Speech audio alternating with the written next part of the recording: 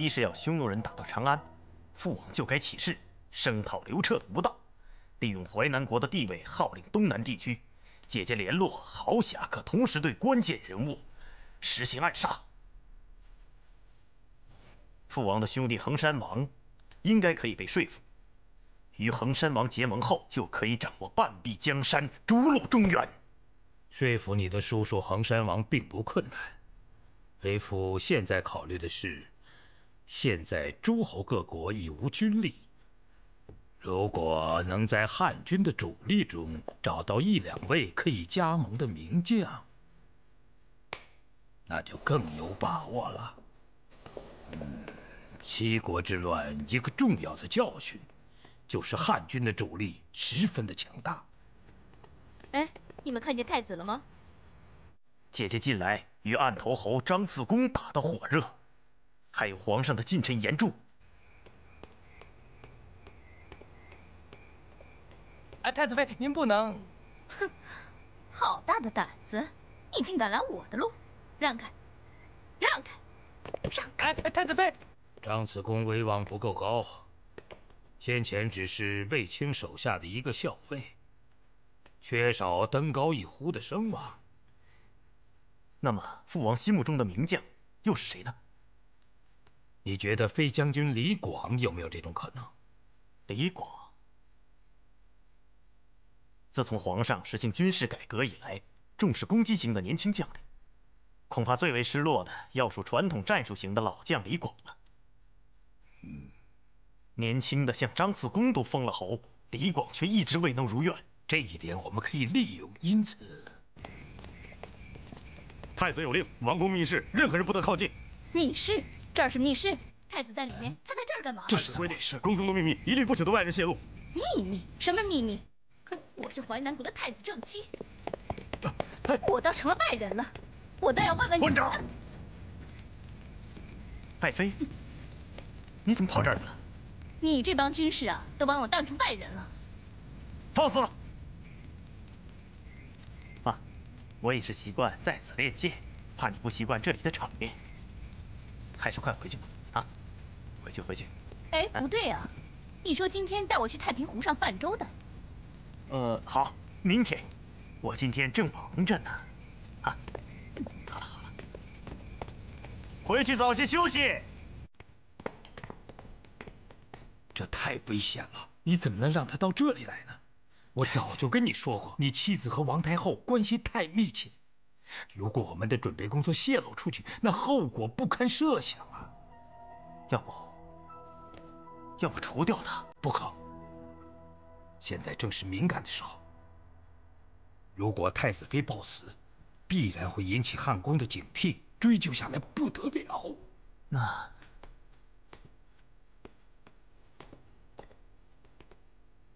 那孩儿，只有送他回长安老家了。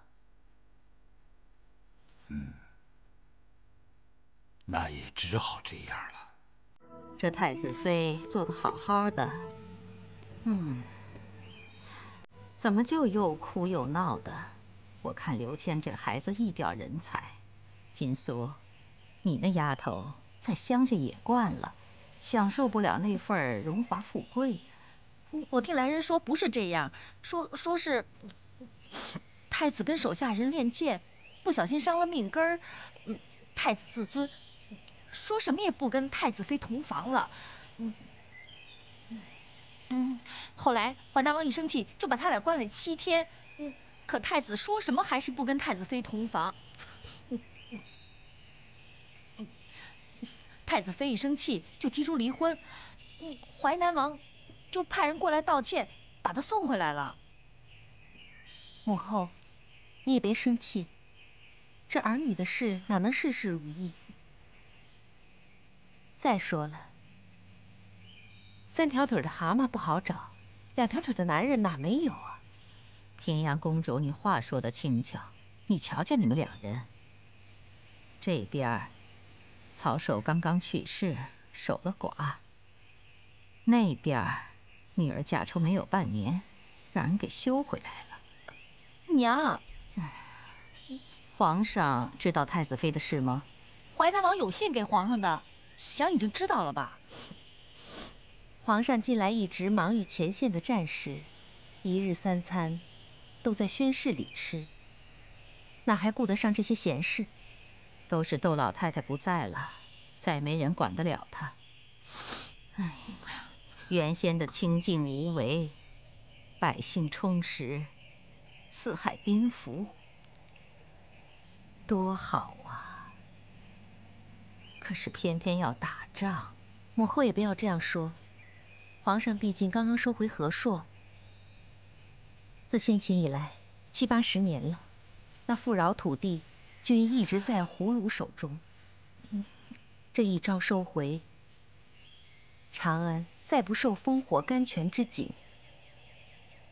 皇上还说，等和硕的防御一旦巩固，他要带母后去甘泉宫寻幸。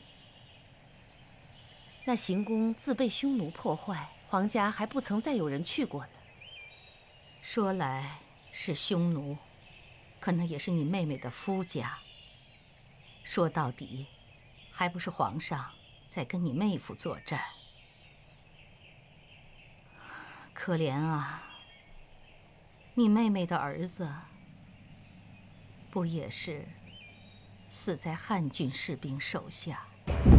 我要立刻见李广将军。这么说，从右北平出击，只是为了牵制东方的匈奴军队？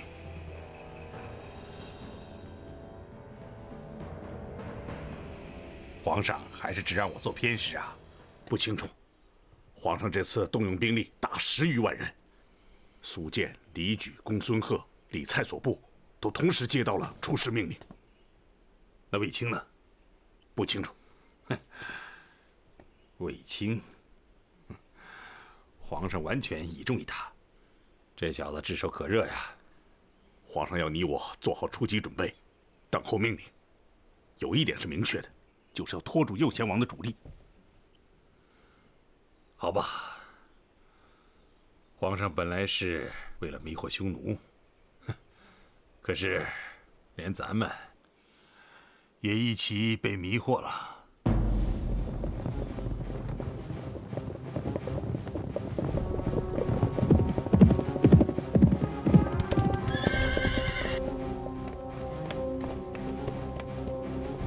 长安密使来报。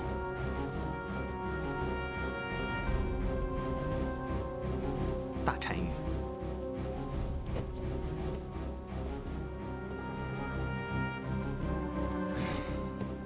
那个淮南王终于表态和我们合作了。正像你所说，我大匈奴平添了一个军团。淮南王信中还希望大单于重视对手。本单于最关心的是，他何时举兵起事？刘安的谨慎可以理解。自七国之乱之后，汉朝的诸侯各国受到了极大的削弱。一道推恩令，又将各诸侯国拆得稀散。诸侯各国在此高压之下，必然不敢贸然起事。刘安是不见兔子不撒鹰，所以此次右贤王的攻势至关重要。只要我匈奴铁骑能够兵临长安城下，将必然引发汉朝的内乱。这些汉朝的狐狸，都在等我匈奴人咬住汉朝皇帝的喉管，再一拥而上，分点肉吃。哼，也罢。你们这些汉朝人，就是喜欢法术诈力。无论是皇帝还是诸侯，全都是一样。密使提醒大单于关注卫青军团的动向。卫青日前曾紧急回京，接受了汉朝皇帝的密旨，估计会有新的军事举动。众行约，我说中了吧？依我看，卫青很可能充当汉朝皇帝的骑兵，趁我单于王庭空虚的时候。卫青的位置现在何处？正在高阙，在右贤王集结的20万精骑对面。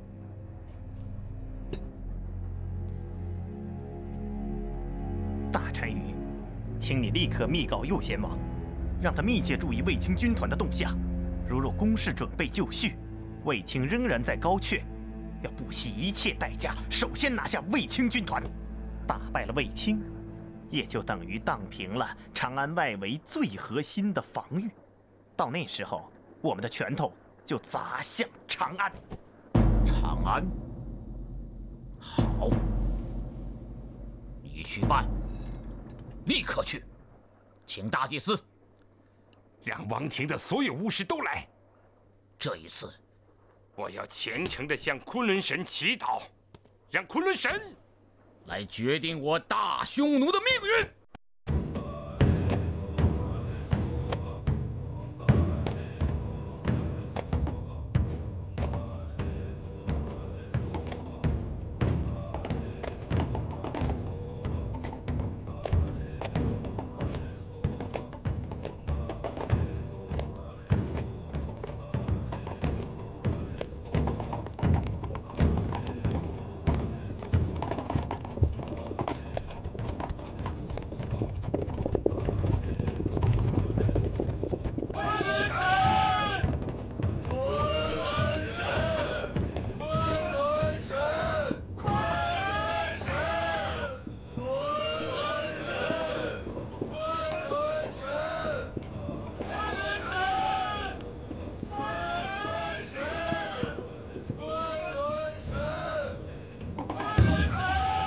大单于已将自己闭于金帐中3天了。3天内，他独自与神灵在一起。现在闭关尚未结束。为什么有人说我们的王庭可能撤离这里？到底发生了什么事？我们已经从长安方面得到情报，大单于就要决定重大攻势。他同时担心汉军的卫青军团可能会乘王庭空虚而袭击此地，所以有备方能不患。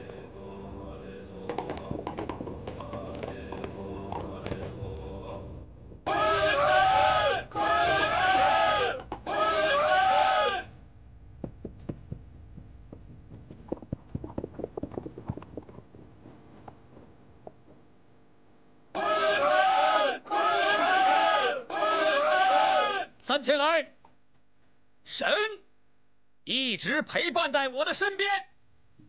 我一再将自己的决心向神诉说，神是这样回答我的。他对我说：“照你的想法去办吧。昆仑神永远眷顾那些虔诚于神的人。”我以神的名义命令大匈奴的所有子民们，马上做好战争准备。命令右贤王带领20万铁骑，实施我们的征服计划。目标：汉朝的京都长安。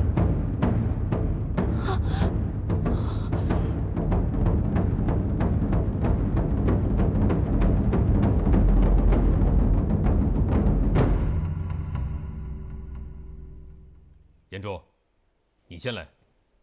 你猜猜，朕在余下都藏了些什么？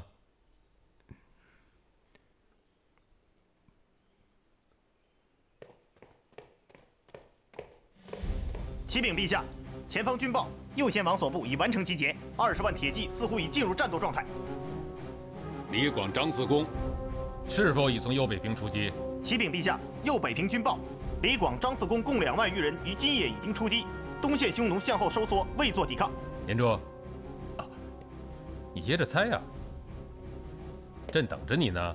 陈设的是陛下的一枚戒指。错得太离谱了。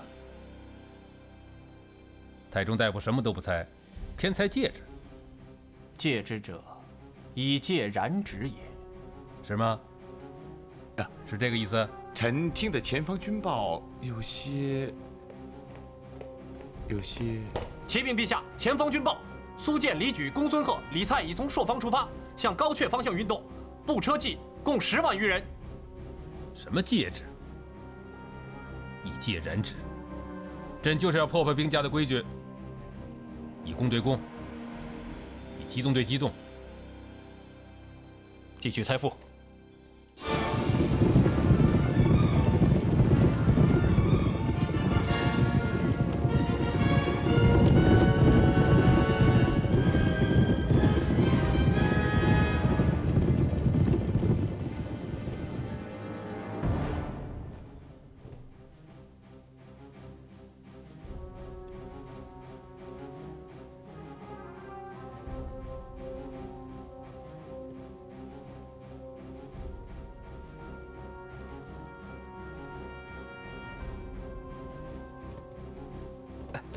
臣已经猜中了。你给朕说说，此鱼内放了何物？说龙又无角，说蛇吧，蛇又无足，枝枝脉脉闪攀援复壁，所以不是蛤蟆就是蜥蜴。禀告陛下，前方军报，卫青军团已经出发。车骑将军禀告陛下，一切均按商定，顺利实行。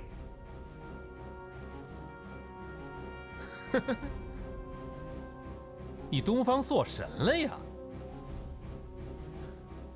哎呀，你看，真是像他说的呀，太神了！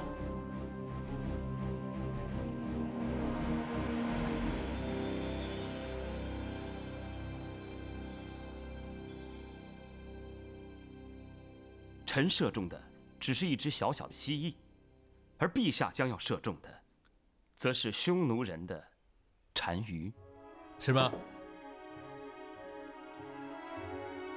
你怎么知道的？是臣瞎猜出来的。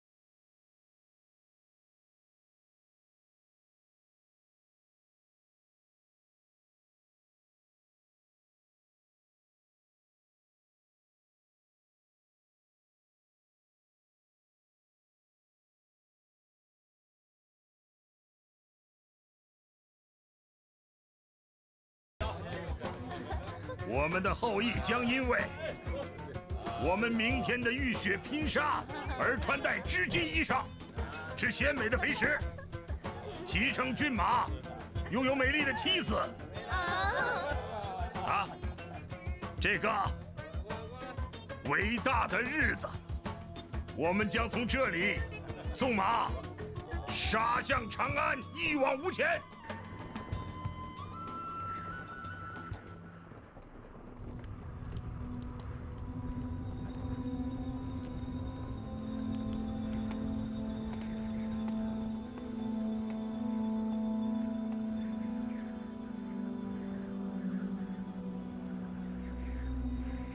万事俱备了。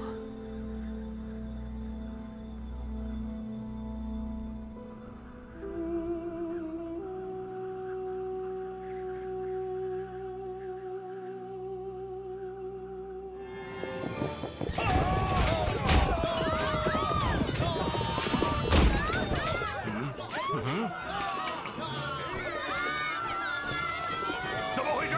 给我顶住！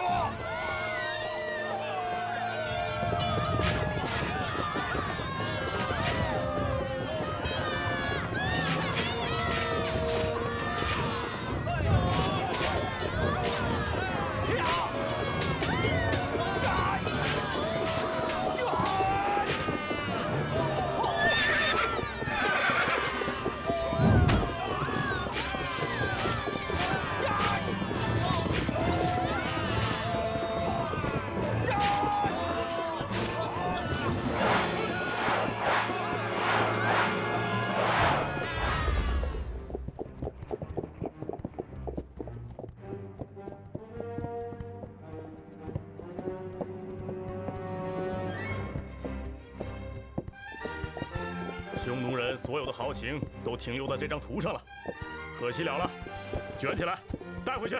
诺。启禀将军，右贤王逃走了。一个只顾逃命的统帅，恐怕也做不了别的事了。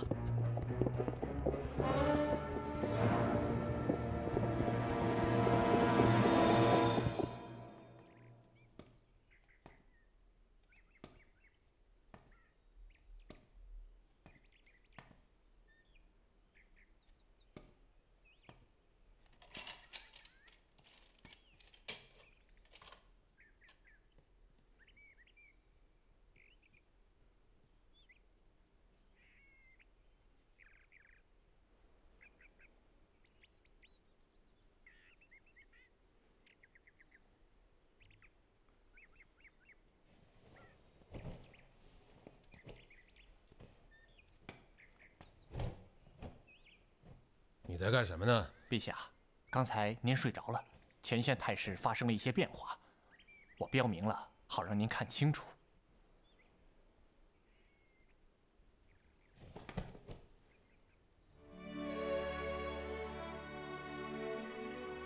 打完了，打完了，陛下。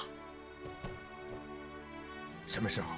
前天夜里，卫青袭击了右贤王的大营，匈奴20万大军群龙无首，发生大规模的骚乱。陛下，您看，这里，朔方20万汉军全力出击，匈奴全线溃退，被分割成了东西两段。从此，匈奴对我京都的威胁将不复存在了。陛下，现在战争的主动权已经牢牢地掌握在我大汉的手里了。宫中才片刻，世事已大变。对了，刚才军中来报说卫青现在就要凯旋还师了。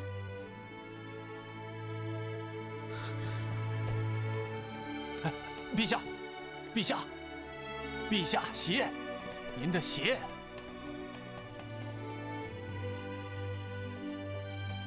立刻颁诏，派出使节，封卫青为大将军，统领全部汉军。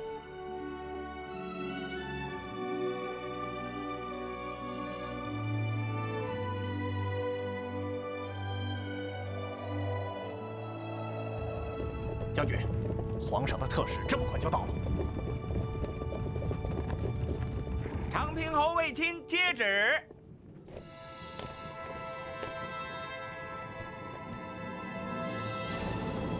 诏命长平侯卫青塞外大捷，逐匈奴700里，实属我朝创建以来前所未有之胜利。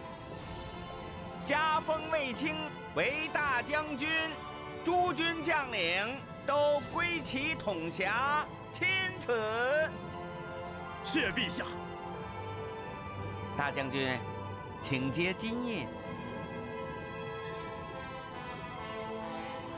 大将军威武！汉军威武！汉军威武！护军都尉公孙敖3次跟随大将军出击匈奴，斩敌手众多，擒获敌王，封为和济侯。都尉韩遂跟从大将军出田浑，出击右贤王营地，搏战勇敢，擒获敌王，封为龙娥侯。轻车将军李蔡2次跟随大将军，擒获敌王，封为乐安侯。校尉李硕、赵不虞、公孙荣奴各3次跟随大将军，擒获敌王，封李硕为制止侯。好了，什么阿猫阿狗的！凡是跟了大将军，都他娘的封了侯。将军未能封侯，是不是因为将军平素过于自信？如果将军处事谦和一些，大将军也许会帮你讲话的。怎么，安德侯？老子还用他讲什么话？有一位是淮南国人，可以帮助将军讲话。淮南王刘安。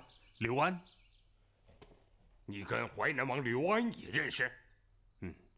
如果将军有意，我愿为将军引荐。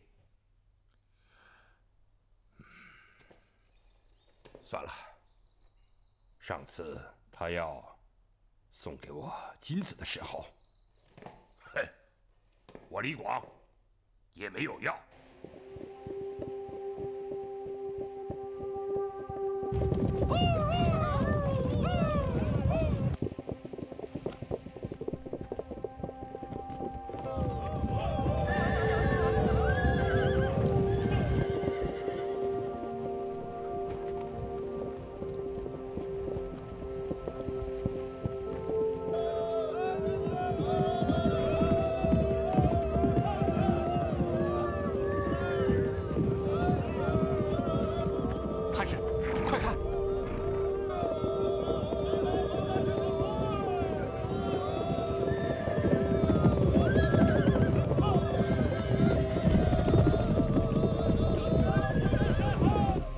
是匈奴人吧？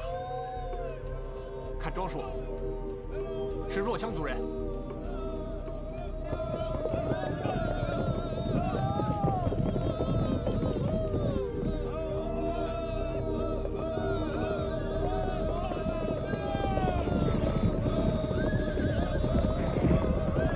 哎，你们是什么人？认识哪里？你们是汉朝人吗？你们是什么人？是什么人？哎，什么人？他们在说什么？好像说你是汉朝人。对，告诉他们我是汉朝人，没有恶意，只想借道回到自己的祖国。要是他们能帮助我们回到汉朝的边境，我们汉朝会重重酬谢他们的。我们是汉朝人，没有恶意，只想借道回到自己的祖国。汉使，若羌族人说，他们已经被并入了匈奴。他们不能放过任何汉朝人，必须带你去见匈奴派驻此地的督察官。苍天呐！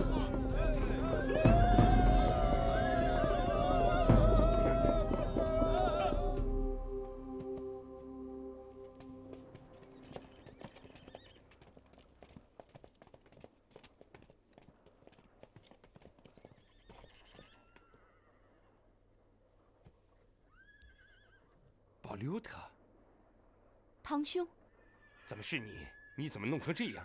他是你儿子？是的，儿子。儿子，快叫叔叔。他是我儿子的爸爸。你别扣留我们，还是放了我们吧。保留特，我不能放走你们。眼下匈奴人正和汉朝人打仗，你的丈夫是汉朝的官员，按照规定，我可以处决他的。你可真行，堂兄！你要处死你侄儿的爸爸。我的丈夫已经在我们这里生活了12年了，做我们匈奴人的女婿。你看看，他跟我们匈奴人有什么不同啊？说着我们匈奴人的语言，吃着我们匈奴人一样的食物，穿着我们匈奴人的衣服，他也娶匈奴人为妻。张骞，你说2句匈奴语言，让督察官听听。尊敬的督察官，我是汉朝的使者，不是军官。我一生的使命就是寻求和平。我爱我的妻子，我爱我的儿子，我也和匈奴人一样爱我的家园。我希望作为使者，回到汉朝。我希望汉匈两家结束战争，相亲相爱。你听听，他说的匈奴语言多么地道。其实，我早就听说过你张骞的名字，你的坚韧忠贞，为许多匈奴人所尊敬。但是保留他作为本地的督察官，我还是要暂时扣留你们。但我可以不处决他，来显示我们匈奴人的宽大。保留他，你要知道，我右贤王的部队新遭重创，匈奴人复仇的情绪正如野火燃烧。我先把你们安置下来，但我可以不把你们作为囚犯来严加看管。你们去吧。想不到皇上已经收复了和硕，歼灭了右贤王本部。我想此时皇上一定更想了解整个西域的情况。汉使，我们为什么不可以逃出去向皇上报信？夫君，贵心似箭，反正你去哪儿，我跟儿子就跟你去哪儿。那好，我们今天晚上就逃出去，再也不走有人烟的地方，而是沿着沙漠走，这样就没有人可以阻挡我们了。我们一定能走出去。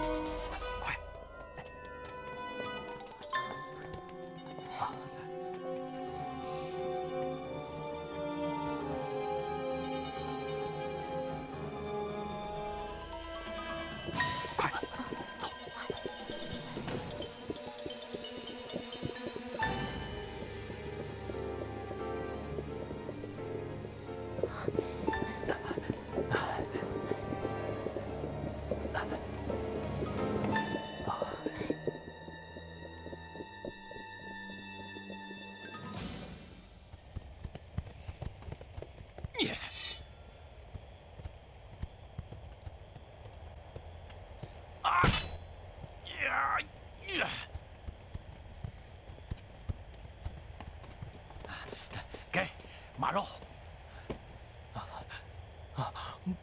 这怎么能行啊？按照我们匈奴人的习惯，是不能吃马肉的。检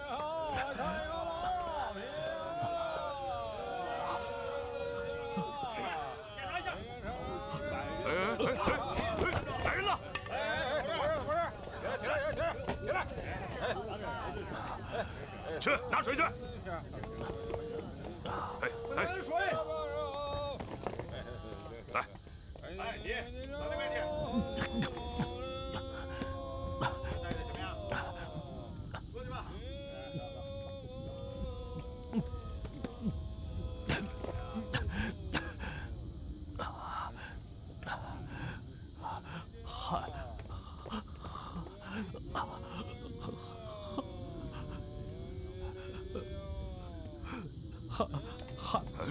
汉宫使臣张骞，奉皇命，我是西域归来。你就是张骞？早就听说过你的事儿，你还没死啊？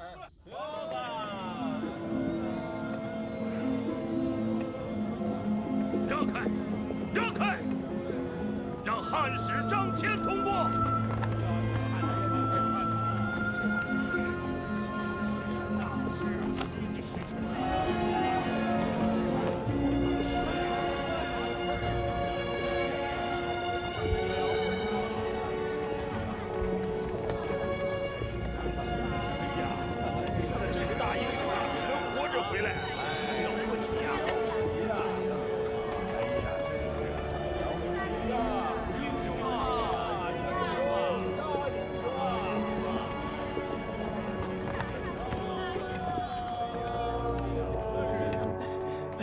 张骞回来了！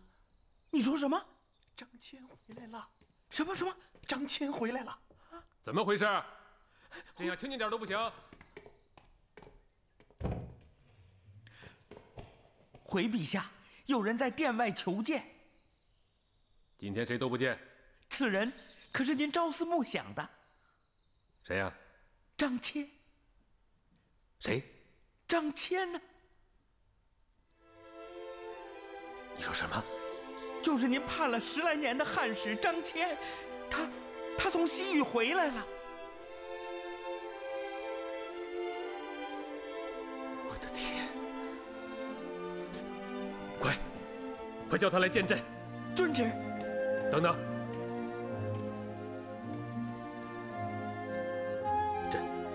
朕不能在这儿，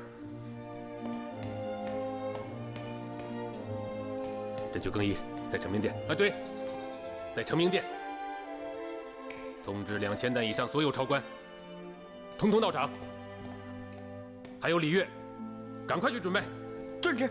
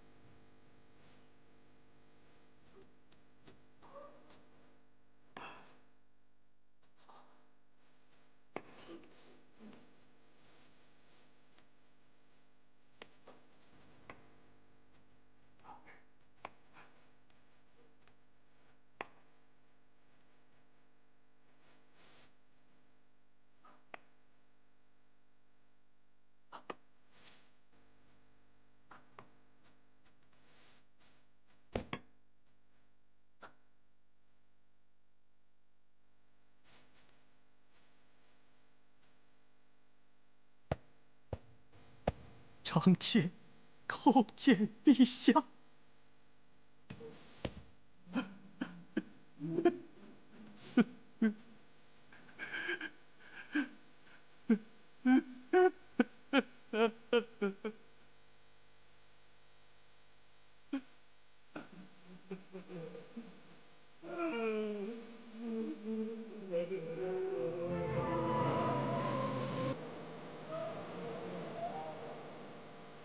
汉使张骞向陛下复命，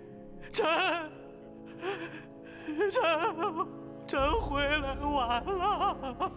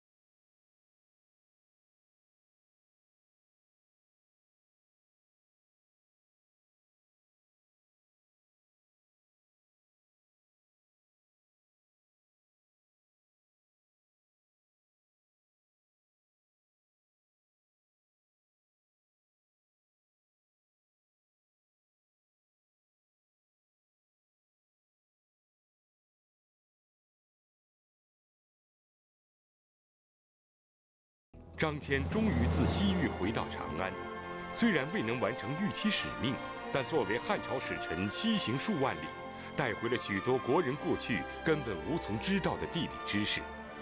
无论对于汉武帝，还是对于有心了解世界的中国人，张骞此行都具有凿空拓荒的意义。从此之后，不断有人西出阳关，又东归中土，跨越重重关山大漠，终于踏出了一条挥兵史册2000年的丝绸之路。英雄，你是我大汉朝的英雄。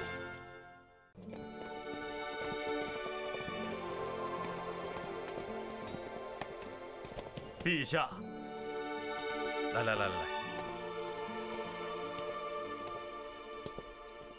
尝，这是张骞带来的干葡萄，味道不错嘛。来，二位见过大将军，拜见大将军。坐。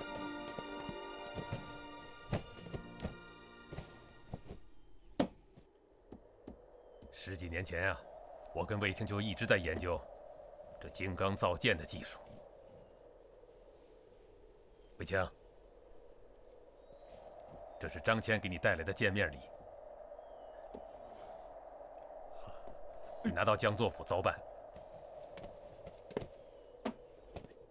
多少年了，朕就一直在梦想着这削铁如泥的宝刀啊！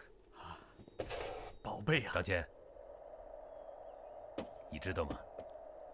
正是你滞留匈奴王庭的第3年，朕便放弃了与大月之缔结军事同盟的念头，决定请一国之力单独打击匈奴。你知道是谁让朕下这样的决心吗？除了充实的国力，就是因为朕发现了卫青。臣早就听说过大将军的威名啊！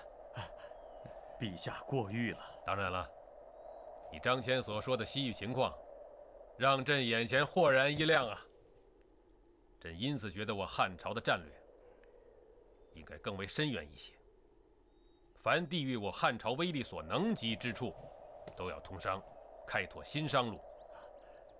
博望侯，卫青正要向您请教关于西域的情况。好，你把你所知道的情况跟大将军都好好的说说。好了，你们另找个地方去了解啊。你说吧，朕这一段只顾对外用兵，退恩令下达以后，诸侯各王的情况如何？还算平静。平静？不对吧？宗正那里有关诸侯各王因夷乱伦、滥杀无辜的恶性事件频频报告，尤其是在卫青缴获的匈奴右贤王的文件里，竟有一份有关卫青行踪的密报。还有这样的事情？密报声言，是我汉室的一位诸侯王提供的。战争时期，我们的注意力都放在了前方，后方出现了空档。以前一直没有解决好的诸侯王问题，现在会不会发生？诸侯王问题，景帝曾以残酷的手段予以制裁，将他们的势力缩小到最小范围。陛下近日颁布的推恩令，臣以为是得当的。诸侯王需要安抚，使之成为陛下的藩卫，但又要防止他们过分强大，所以又适当的安抚。这样既抑制又安抚，边封边削，化整为零。安抚并不能解决目前诸侯各王的违法行为，要有两手。臣有一策，陛下可向各诸侯国派驻中央命官，这是高祖时候的制度，各诸侯国无法拒绝。诸侯不得理国政，国政交朝廷派遣的国相，国相隶属13部刺史，刺史向皇帝负责。前方战事紧迫，不要后院起火。你嘱咐言，就替朕处理诸侯的事吧。本相奉朝廷之命，特来知会淮南王。朝廷正值战时状态，国内所有兵力收归朝廷统一掌控。今后包括王公卫队在内，淮南王所有军队由本相和内史共同掌握，任何人无权随意调动。这是朝廷刚刚发来的诏令，请淮南王遵旨奉行。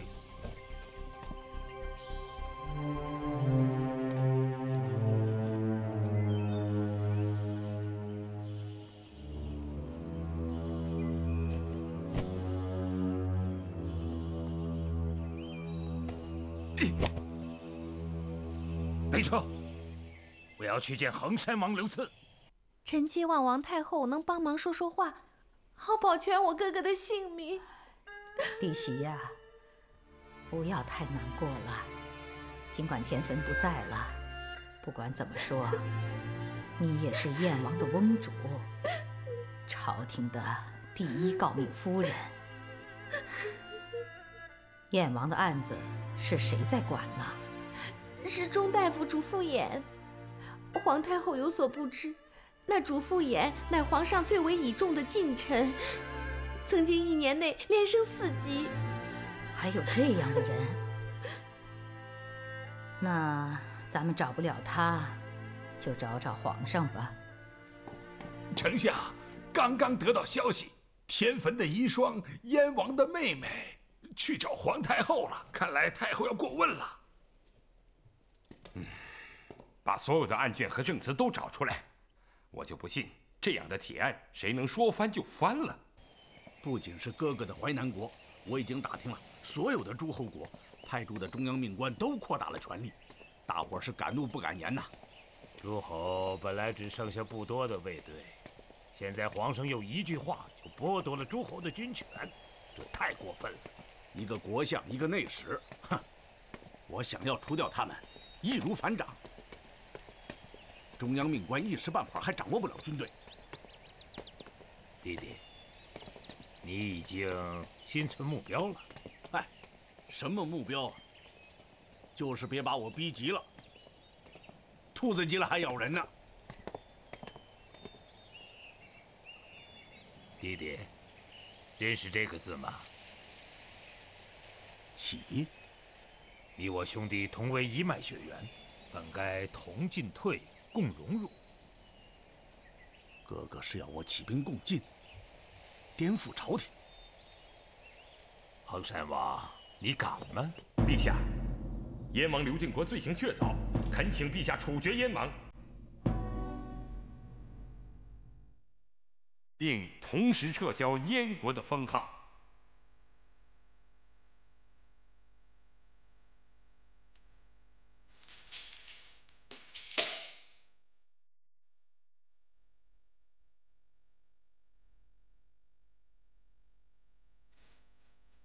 你不用说服朕，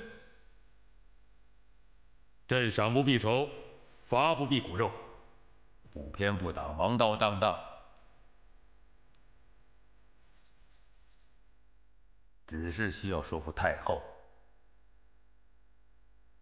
太后身染重疾，陈克中还问过此事，要给他一个合适的说法。毕竟燕王是田汾的岳父，太后也得讲理。你去最合适了，就是你。你去说服太后，把燕王的罪行都跟他说清楚。案卷就不要带了。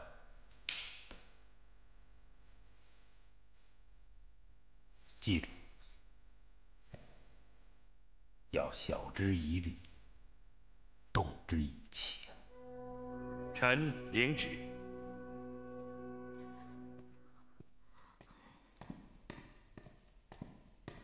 卑职主父偃叩见太后。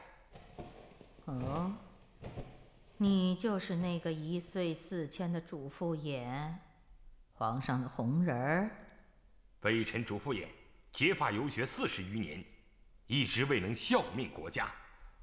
父母不认我这个儿子，兄弟不认我为手足，承蒙皇上提携，使臣得斩青云之志。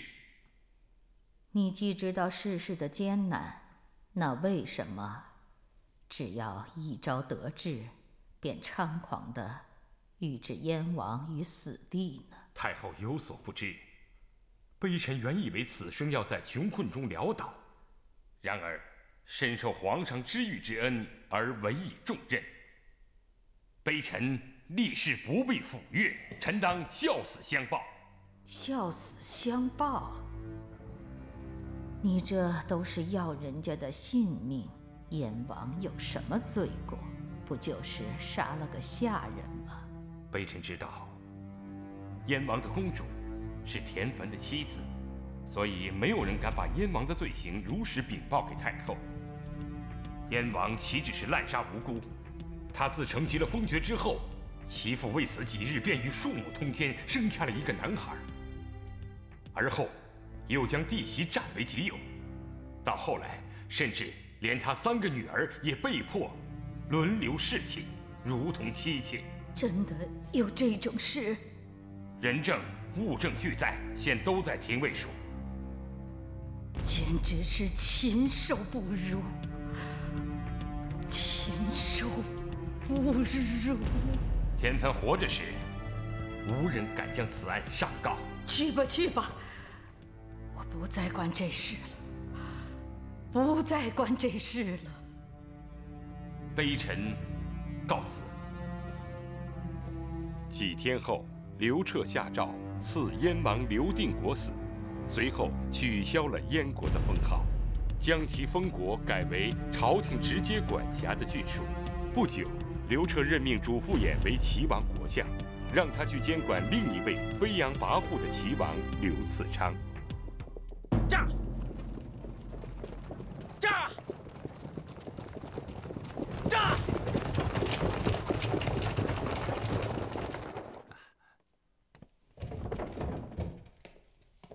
将，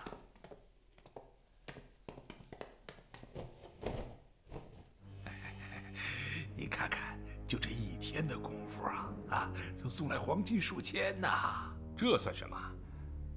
我一眨眼为皇上除掉了燕国，那些手上长毛、心里有鬼的人，谁不胆寒？相国，您不怕诸侯们说您太横暴了？你懂什么？皇上要的就是我主父偃的横暴。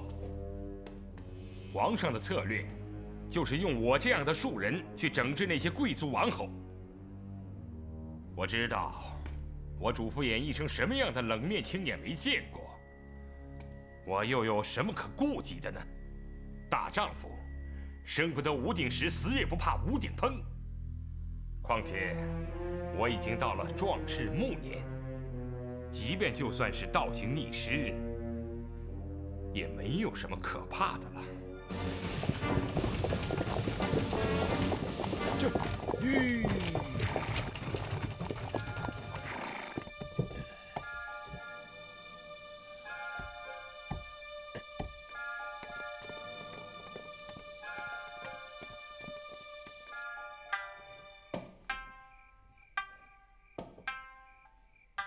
当初赵王是何等的叱咤风云的人物啊！如今，怎么跟霜打的黄瓜一样，出入京城也如此的灰溜溜的？别提了，何止我赵王如此，如今诸侯各王，谁心里不是那15个吊桶打水，七上八下的？皇上用了一个主父偃，才艺诸侯，一眨眼功夫，已经灭掉了2国。听说，下一个目标又选中我赵王了。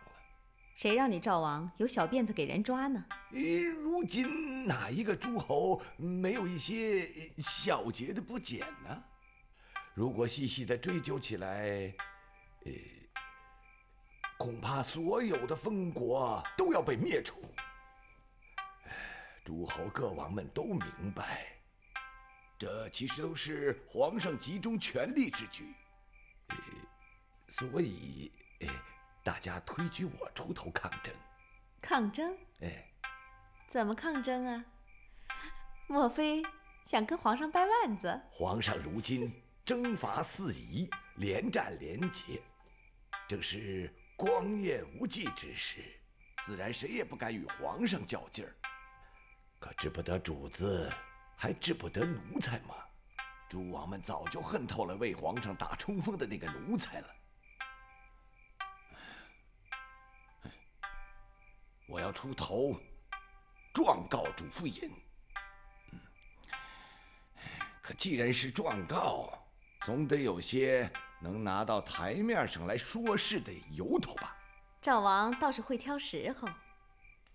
主父偃在朝中要害部门早已安插了耳目，要不是这会儿他在齐国，还真没人敢出来搜集他的劣迹呢。所以你父王和叔叔都让我来找你。不用说了，我明白了。这是主父偃曾经收取12位诸侯子弟的贿赂证据。就是这个主父偃，他向皇上献上了推恩之计。后来这12个子弟都被封了侯。主父偃竟如此的胆大妄为，连推恩分封这样的国策都用来为自己孤立，做买卖。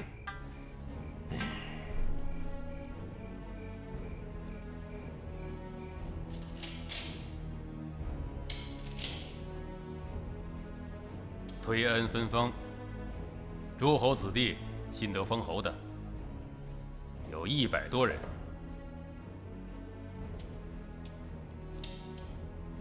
这里只有几个人上书反对，连个零头还不到呢。可是作为始作俑者，主父偃的胆子也太大了，竟然收取诸侯贿赂。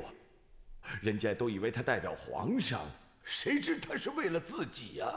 好端端的推恩分封，让人们误以为是要铲除诸侯各国，所以诸侯各王都要求承办主父偃，为陛下的大计证明。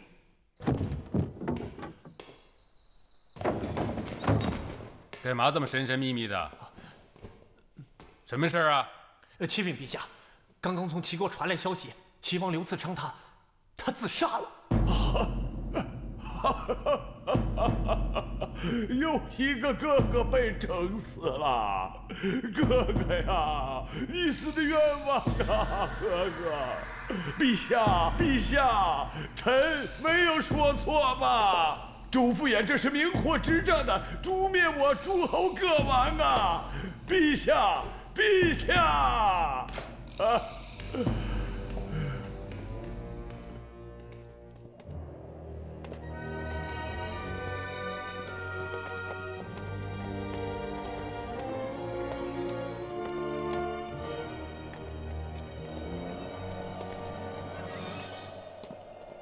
朕已经想了3天了。这样吧，你去趟临淄，主父偃监理宗室，假公济私，凌辱刘氏骨肉，贪婪无度，罪不可赦，诏予以逮捕，送廷尉署，一律审治，并将此消息传示各地诸侯王。臣明白了。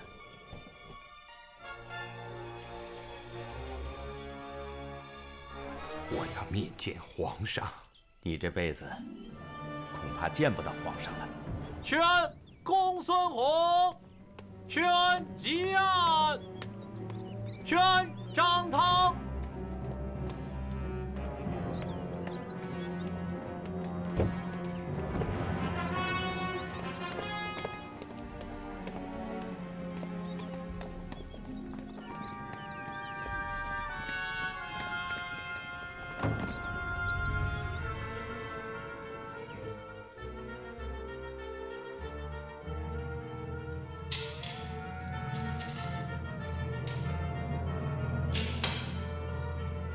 张汤，臣在。对主父偃的庭讯有结果了吗？回陛下，主父偃已于今晨押解回京，臣已对其进行了讯问，他承认了受贿的事，但不承认劫持齐王而逼他自杀。当然，这只是初步讯问。诸侯各王中，齐王年少，性情温柔。当横下心来结束自家的性命，这得需要多大的勇气？一个人能绝望成这个样子，没有外部施加的压力是说不通的。诸侯各王也无法安抚。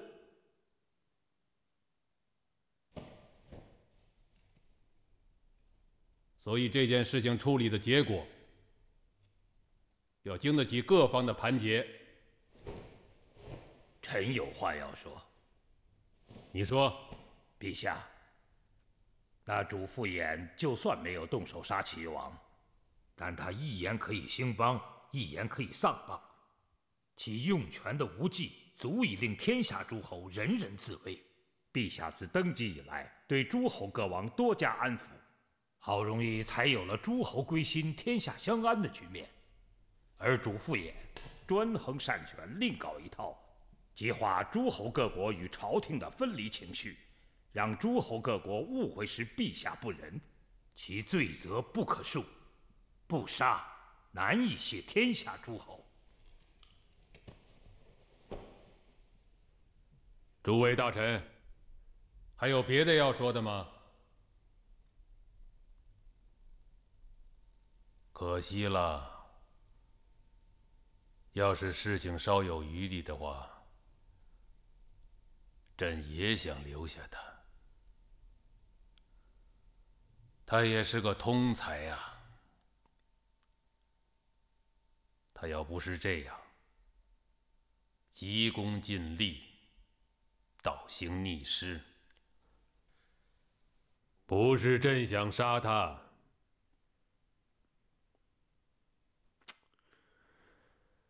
是他胆子太大了。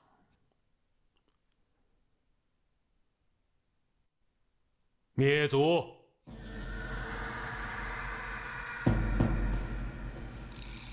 陛下的意思是，主父偃灭了3个王国，朕就只好灭他的9族，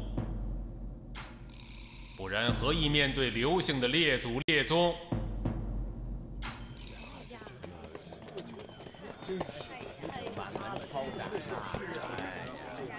走。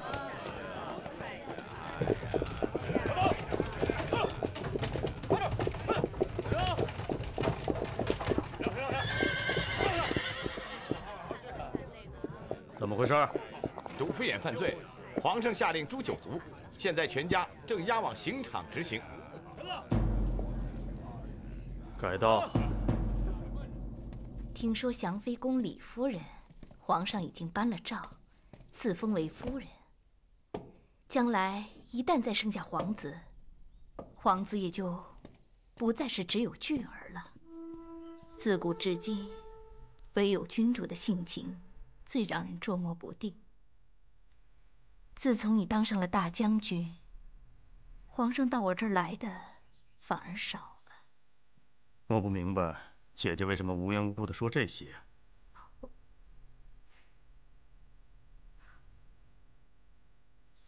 卫青啊，义军宫再大也是外戚啊。你和姐姐还有巨儿，可是分不开的一家子。主父偃替皇上做了多少事情，都是别人不敢做的事情，一朝出错，就被灭了9族。我说姐姐，你有完没完了？姐姐没有别的意思，就是希望你能抽出点心思，来关心关心你姐姐。我看姐姐啊，还是多多管教去病那个小子，他是越来越不像话了。你说，一个小小的郎官，竟然私领了80票骑，将近郊农人的庄稼毁损得一塌糊涂。我可一点不担心去病，你难道不知道，去兵领兵的权利全是皇上特许的。皇上对我说呀，他能捏沙成泥，塑造一个卫青，他也能再塑造一个霍去病。皇上还对我说，我不能只有卫青，我还得再要一个霍去病。你看吧，再有战事啊，皇上一定会重用霍去病的。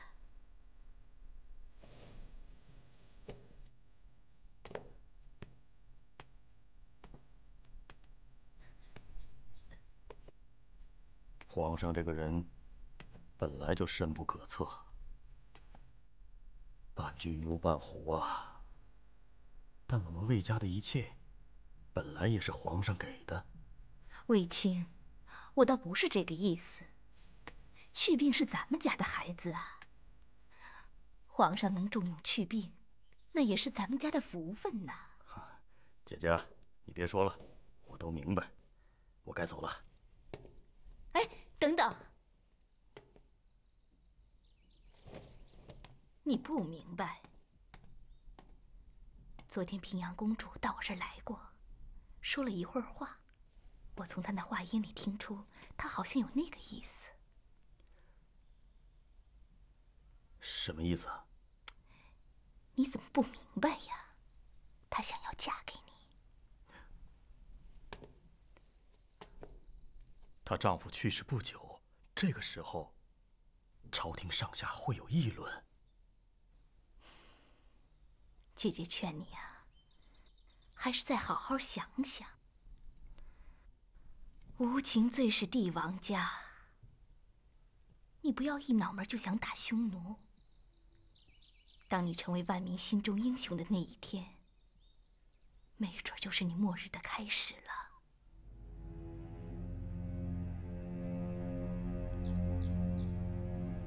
不知皇上会是什么意思？这是皇姐亲口告你的。是的。那卫青的态度呢？臣妾还没告诉他呢。臣妾心里没底儿。一个是昔日的主子，一个是奴才，只怕……所以，臣妾想先听听陛下的意思。哪来那么多的尊卑啊？这件事情不能再捂着了，会被世人当成笑柄。甭怕，啊！从朕继位的那一天起，所有的政策就是要破这些个规矩。朕既然能娶你做皇后，你的弟弟难道就不能娶朕的姐姐？朕看这门婚事很合适。那，太后那里也是要打招呼的。是啊，这件事情要抓紧办。太后恐怕熬不了几天了，万一赶上国丧，这个人太狂了。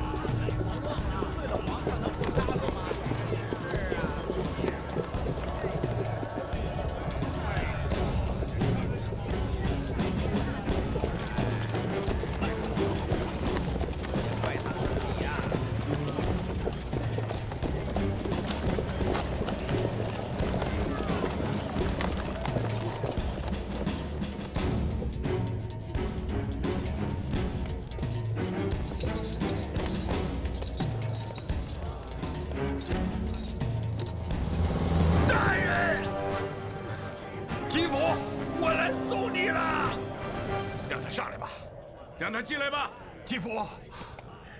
大人，我来了。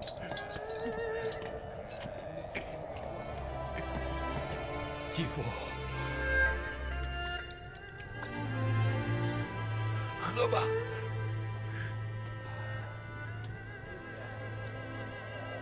当日我得势时，门上时可不下1000人，到了如今。我受极刑，竟无一人相送。吉夫，你又怎敢冒连坐致祸，前来送我呀？我吉夫敬您是条汉子，大人放心去吧，小的定为大人料理身后之事。时辰已到，准备行刑。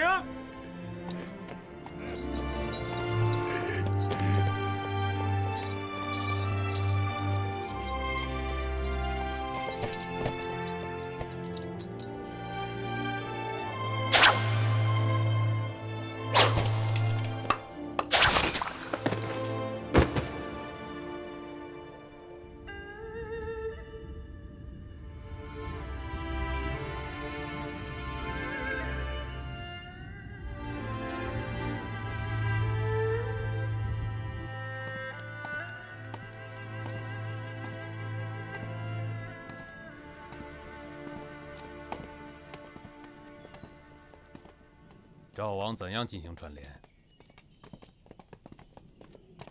何以会征集到12个诸侯子弟的上书？而且正好赶在这个时机。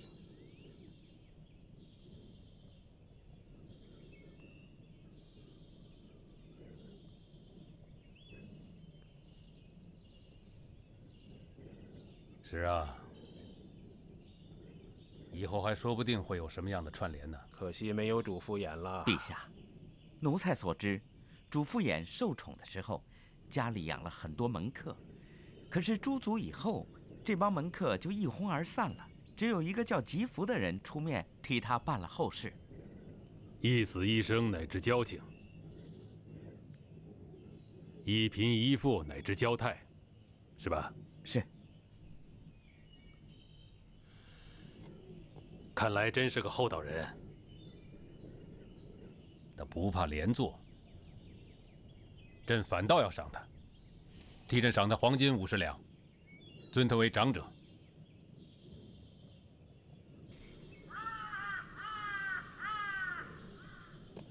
哎，慢走啊！哎，慢走，慢走。里边请。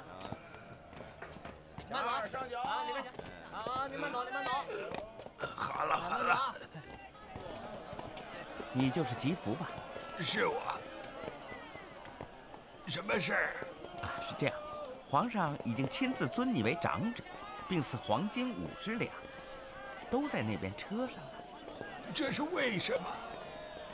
这又是为什么？还不快点送长者上车回府？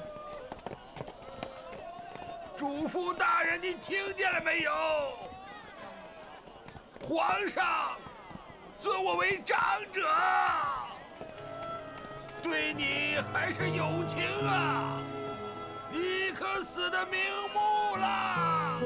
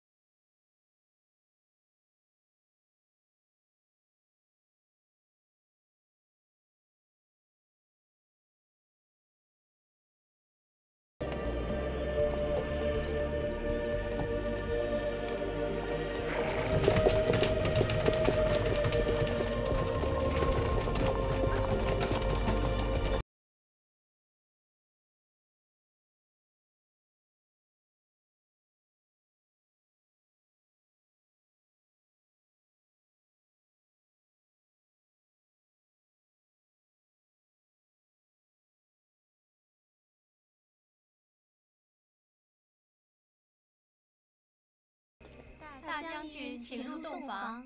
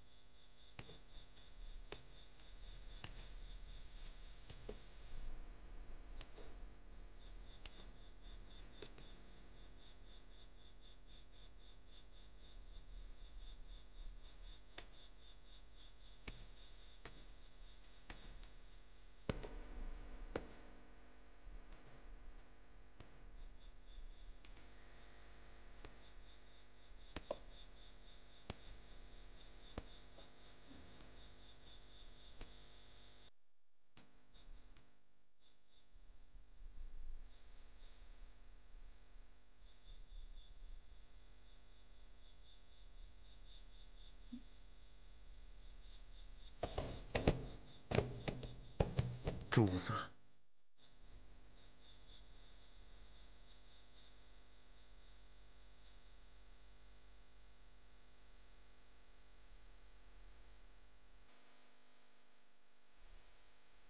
要是没有翁主，卫青不过是马厩里的一个骑奴。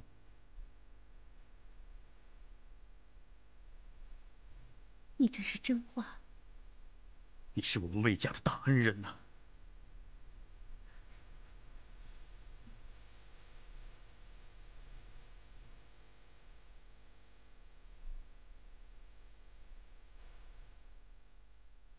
你是在谢皇上，还是在谢我？没有你，就没有我卫青的今天。算了，卫青，你这些话不该在今晚上说。时候不早了，早点休息。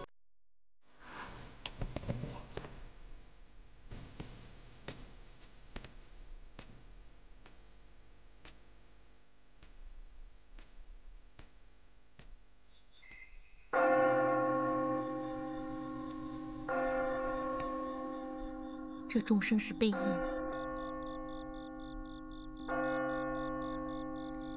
出事了，莫非是太后？太后驾崩了。继丞相田汾、窦氏长公主废皇后陈阿娇相继死后，皇太后王氏抑郁成疾。她于元朔3年去世，死后与汉景帝刘启一同葬于长安阳陵。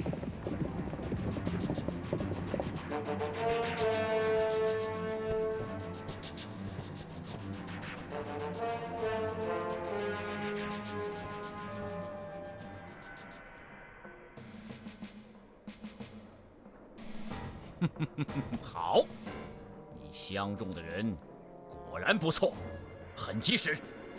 这是长安密使的通报，汉朝的皇帝肯定在母丧期间停止一切大的军事行动，所以对汉朝的复仇计划可以按时进行了。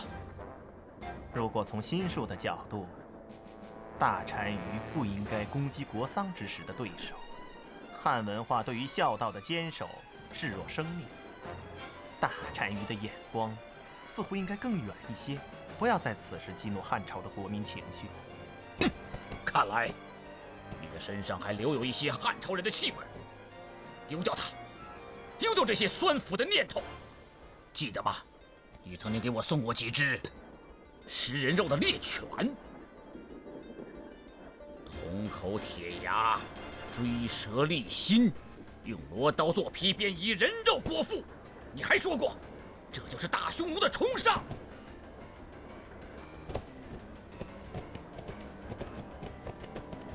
将军们，9万精兵分3路南下，分别攻击代郡、定襄、上郡。旋风式的突袭，纵兵横扫。切记，一定要快打快撤，不许滞留，明白了吧？明白了。这也算是我们大匈奴人送给汉朝那个老太太的一份告别礼。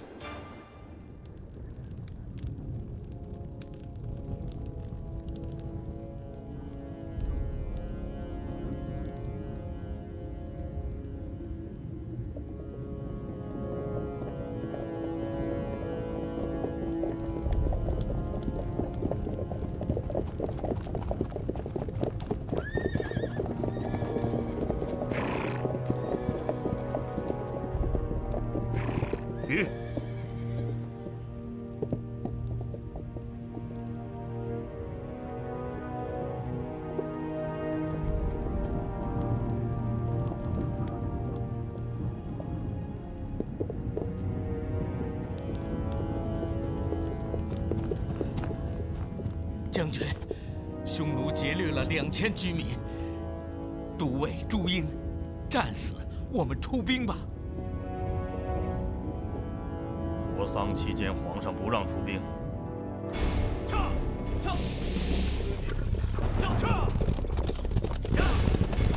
这谁家的公子如此的狂野呀？啊！知道皇上小的时候也这样。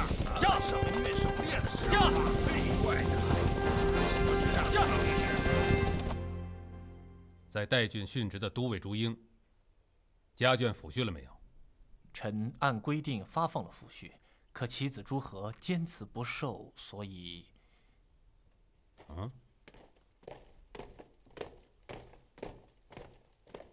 臣叩见陛下。这个孩子多大了？19，和霍去病同年。陛下，臣听说前方匈奴扰边，恳请陛下能放任我前往作战吗？